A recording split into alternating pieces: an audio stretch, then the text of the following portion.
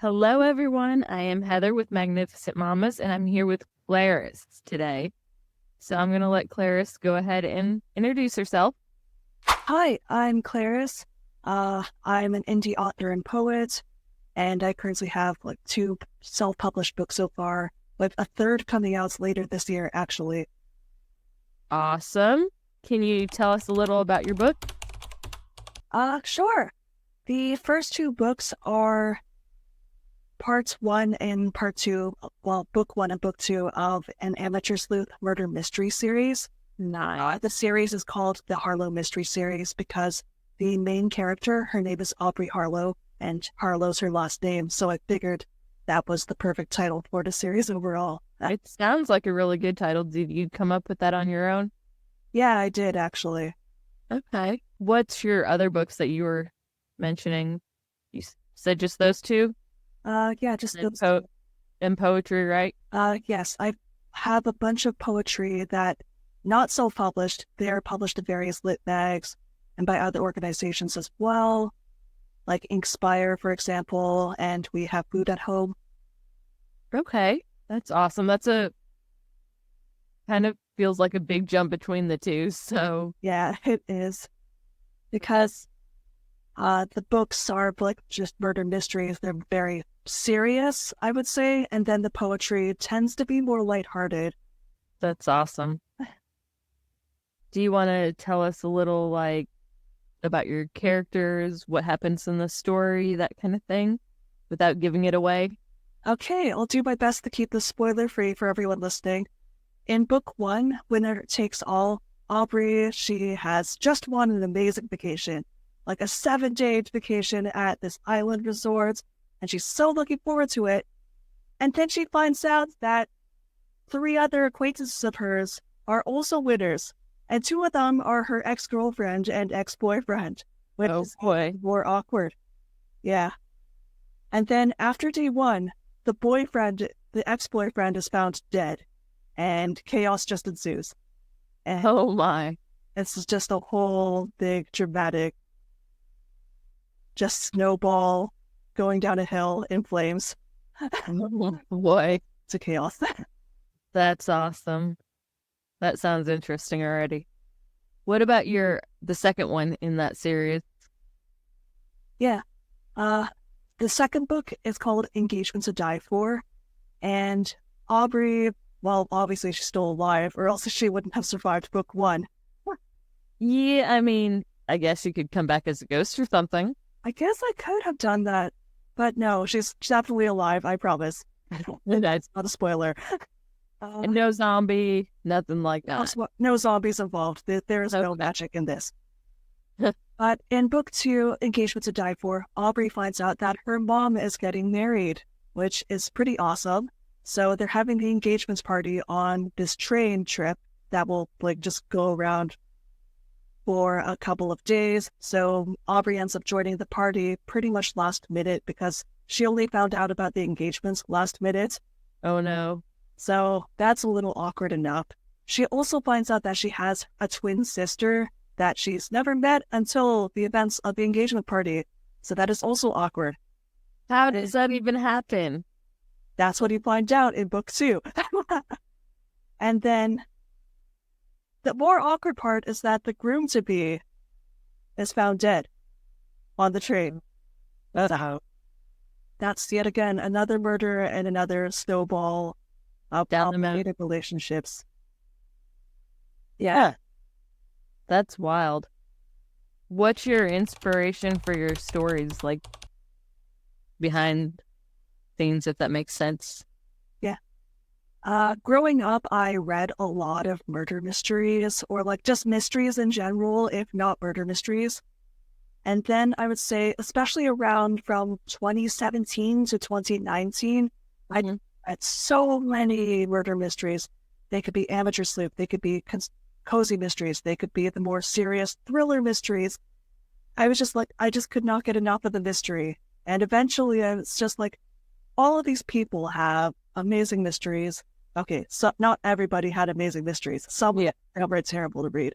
But if they could get published and make all these intriguing stories that made me keep reading the pages, maybe that's something I would also be interested in writing. Yeah, for sure. It was in about 2020 when I started writing the entire series. I initially thought it was going to be 5 books long, but after going through drafting at least book 1 and 2, I realized that no, it's probably not enough plot material for 5 books. I got to cut this down to 3. So 3 it is. When does the third book come out? The goal is to have it out by sometime in late June 2024. I have not given a confirmed release date at this time, but I hope to do so a bit later this year, hopefully by May. But yeah, June 2024 is the goal. Awesome. And are the other 2 books, where are they available to purchase?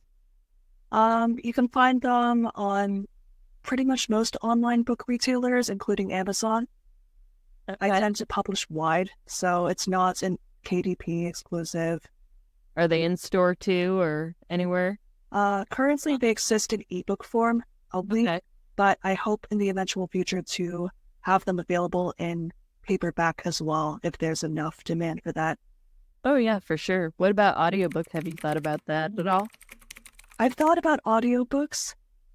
I think it would be amazing if they became audiobooks, but I'm also aware that producing those can be quite time consuming and difficult to sort together. So that would be something for the much later future right now. Of course. So after you finish this series, do you have any plans on the next series, or will there be another series?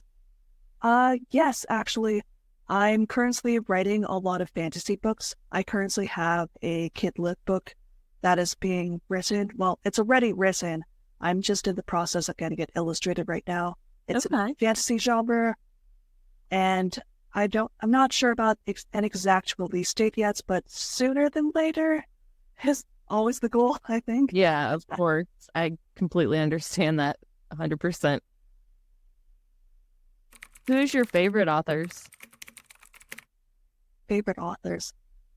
I think one of them is definitely Agatha Christie. I enjoy the one where everybody's trapped in that one area, and then there were none. I think it's, if I remember the title correctly. I know it's changed titles in the past, so Yeah, by any other ones. It's the one where everyone is trapped, and then you and Owen has like the mysterious messages. yeah. I think I know what you're talking about. Yeah. It's been a while since I've read Agatha Christie, but Yeah. So that one is definitely a standout. Another author, not murder mystery related, is Junpei Inuzuka. He writes Restaurants to Another World, which is a cozy fantasy series of sorts. And it takes place in this restaurant where every Saturday, people from a fantasy world can come into the modern, normal life restaurant and dine there, which is pretty cool. That would be interesting. Yeah. I'd like to experience something like that. Yeah. Be interesting for sure. I think there are about 5 volumes out so far in that series, and the 6th one should be coming later this year. Fingers crossed that they don't delay the release of that any further. Waiting impatiently on it. Yes, very impatiently, but I'm trying my best to be patient. It's hard when you're waiting on that. I mean, when you have a book, I was just talking about that a few minutes ago, like the feeling when you finish a book and like it's the end of a series and it's just like it makes you so sad. But the worst is when you finish it and you know there's another part coming out, but you have to sit here and wait on it. It's like, oh my gosh, each day it seems like, can't you just be done now so I can read it? Yeah, I've had a couple encounters with a few series that I've read where I read books 1 and 2, and the 3rd one is out for another year. And I'm just like, oh no, what is coming out? Can it come out sooner than expected? Will there be a surprise announcement saying it's coming out next week? My daughter she's 15, I homeschool her. She listens to a lot of audiobooks, and she likes G. Bailey. She does like fantasy. I'm assuming it's a she. I think it's a she. Does fantasy books. and my daughter listened to a bunch of them, and then the next one isn't on audiobook yet. So she's like, oh my gosh. She's like, she's over here dying waiting on it, and it's so funny. Like, I mean, it's not funny, but I know the feeling. Like, Yeah, that is painful. yeah, I feel the pain. Let's put it like that. Let's say you had a chance to bring one of your characters to life for a day. Who would you bring to life? Oh, that is a tough question. I think I'd like to bring Arya to life. Arya's Aubrey's sister, as I mentioned earlier. The twin. Yeah, she is kind of like me in the sense that it's like we find big crowds intimidating and so on.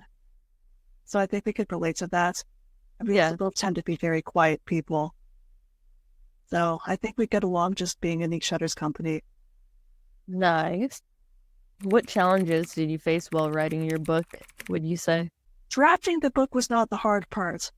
I know there are a lot of people that say that, oh no, I'm so stuck in this draft because I'm stuck at this scene and I don't know how to connect it to this scene. Or my characters decided to completely disobey my outline, which is really awkward. But the hard part was not writing it for me, the initial drafting. It was revising it that was hard. Because Yeah. I had to reread everything that I wrote, cringe at how badly written some of those parts were, and then figure out, okay, do I just scrap this section entirely, rewrite it, or what do I do with this? I think the first book took me at least 6 drafts before it finally felt satisfied. Oh, wow. I think. Have you ever, like, started off with a character, like, I've got a character in one of my stories where she started off being the villain, like, but then it turns and comes about, like, I took a break from writing it for a little bit and I went back to it. And I was like, you know what? I'm going to totally change it up. And she's going to end up, all the bad stuff she did was actually for good. Like, have you ever totally, like, gone from having your character, how you plan her out to be or him out to be, to, like, something totally different? That makes sense? Yeah. There's a minor character in Winner Takes All and Engagement to Die For. His name is Nick. He was originally just kind of supposed to be a one-off character in Winner Takes All only. But then I liked him so much that I ended up including him in the second book. And he also became like the love interest of one of the other characters. So that was pretty awesome. That sounds like it. He will also be part of book 3. Oh, So that'll be fun. do you have a favorite scene from your book? Without spoilers? Oh no. I mean, not giving too much away, maybe. Because, I mean, everyone does, like, little hints of stuff, I guess. But without giving the book away. Without giving the book away, that is the challenge. And Yeah. If not, that's okay. It's just a question. I think for the sake of not giving away spoilers, I'm going to have to pass on this one. That is fine. Like I said, it's just a question. Do you personally, like, engage with your followers and fans on social media? Like, if somebody reaches out and tells you, hey, I loved your book, and asks you a question, do you answer them? I know how important fans are. Yeah. I would say that I try my best to. I don't often get a lot of messages where somebody is asking, hey, I love this book. I have a question about this character. But whenever I do, it's really nice because then I know that, okay, there are people that are interested. There are people that want to know more about them. And what can I say to them without spoiling them on the next book? That's the problem, I think. Because you want to answer the question. Like you want without giving it away. Yeah. But if it's part of something major for the next thing you're working on, then it's like, okay, how do I find the balance between answering the question and not completely showing all of my cards before It's, Without giving it all away. yeah. Okay, so if your book was made into a movie or a TV series, who would your dream cast be for your main characters?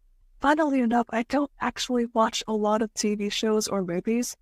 So there are no. It could be anyone from, you know, any time period, if that helps at all. Like, I know I kind of model a character off of Scarlet from Gone with the Wind, just because I think she's beautiful and love her personality.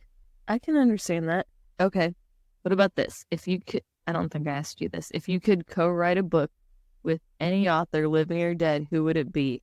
I feel like that's a hard question because Aubrey and Aria are twins. So if it was to be adapted into a TV series, I think more likely would fit than a film.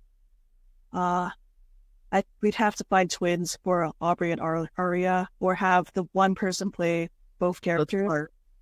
Yeah, which I know is feasible. I know if people can make it work. And it's amazing when they do. Oh, yeah. It shows their breadth of acting skill. But it's also really hard to decide then. And why? If I could co-write a book with somebody, I would be interested in co-writing with Travis Baldree, the author of Bookshops and Bone Dust, and I should know the title. Everybody keeps saying the first book's title, and I completely forgot just now. The cozier fantasy one. Mm-hmm. I mean, both are cozy fantasy, I guess. Well, I mean, you answered it. I mean, yeah. That's a hard question. It really is, because I don't think as authors we sit back and think about who else would I write with? You know, like for me, I like a lot of sci-fi fantasy, and like, I don't know if you've ever read the Dragon Riders of Pern, any of those books back in the day. I think I've attempted reading Dragon Riders of Pern, at least the first book, but I don't think I've read beyond that. Oh. Yeah, so like I would say like Anne McCaffrey would be interesting to definitely write with, because some of the classic, like I consider her like classic, because, you know, it's before all the sci-fi fantasy blew up and became so popular. Oh, yeah. But I think her books were great. Okay. If your characters had social media accounts, what kind of posts do you think they would share? Okay, I think if Aubrey had Instagram, she would do a lot of scenic stuff. She wouldn't necessarily show her face a lot, mainly because if her exes are staring at her socials, she doesn't really want them to see her face. Aria would also do that, except she would focus more exclusively on music, because that's her big interest, that's her thing.